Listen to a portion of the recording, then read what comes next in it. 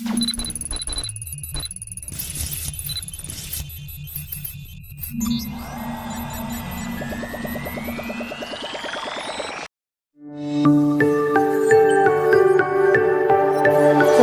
warahmatullahi wabarakatuh. Bismillah, alhamdulillah, salatu wassalamu ala rasulillah wa ala alihi wa sahbihi wa mawalah, wa la hawla wa la quwata illa billah. Allahumma salli ala Sayyidina Muhammad wa ala ali Sayyidina Muhammad, amma ba'd. Anak-anakku yang dirahmati Allah subhanahu wa ta'ala. Sebagai seorang muslim, sebagai seorang umat Rasulullah sallallahu alaihi wasallam, tentu kita tahu bahwa kita terus menerus dituntut untuk memperkaya ilmu pengetahuan, untuk mencari ilmu.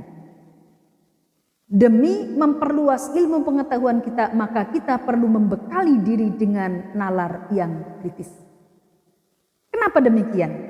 Karena seorang pelajar yang bernalar kritis, dia tidak akan serta-merta menelan informasi yang dia dapatkan mentah-mentah. Dia tidak cepat kagetan, dia tidak cepat gumunan, sehingga dari informasi tersebut akibat sikap yang reaktif dia akan memutuskan satu keputusan yang gerasa-gerusuh yang menimbulkan penyesalan. Bisa jadi kemudian terjadi kemafsadatan dan kerusakan yang berakibat pada dirinya dan orang lain. Seorang yang bernalar kritis, dia akan mencari sumber-sumber informasi yang lain, dikaitkan dengan logika, dengan data, dengan fakta.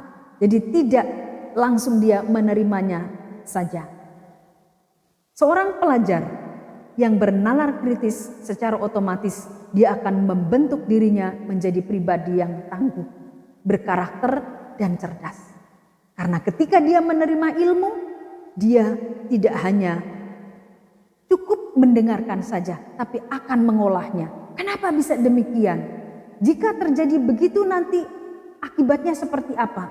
Jika dia menghadapi satu masalah yang seperti ini, keputusannya seperti apa? Dia akan menstimulasi otaknya terus-menerus dengan pertanyaan-pertanyaan yang produktif. Dia akan terus bertanya kepada gurunya, akan mengejar jawaban-jawaban yang benar. Dia akan memperkaya terus keilmuannya, baik secara langsung bertanya kepada gurunya atau dengan mencari referensi lain yang didapatkan dari buku atau kitab-kitab lainnya.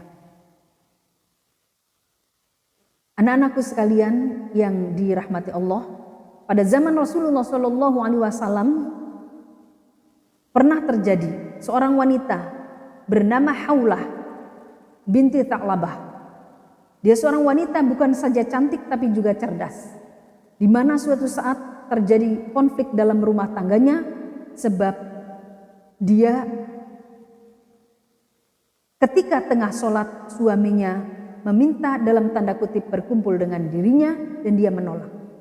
Sikap Haulah membuat suaminya marah hingga kemudian mengeluarkan kata-kata, "Wahai Haulah, punggungmu seperti punggung ibuku." Menurut kebiasaan orang Arab, kata-kata seperti itu adalah salah satu bentuk talak siri, salah satu bentuk perceraian secara samar. Namun setelah emosi dari suaminya mereda, dia menyesali kata-katanya.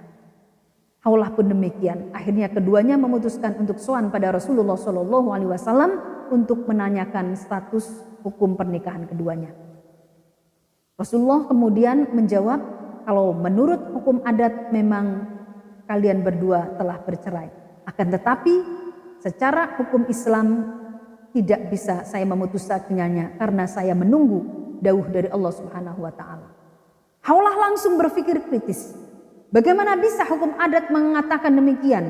Bagaimana bisa saya menunggu lama-lama keputusan hukum saya dengan suami saya? Saya adalah dulu seorang yang muda. Sekarang saya telah tua renta. Saya telah mempunyai anak yang banyak. Kok tiba-tiba saya berstatus cerai atau diceraikan oleh dia? Segera cari jawabannya Rasulullah. Saya sampaikan protes saya kepada Allah. Tak berapa lama malaikat Jibril turun dan menyampaikan hukum bahwa apa yang diprotes oleh Haulah memang benar adanya. Bahwa status istri tidak bisa disamakan dengan ibu.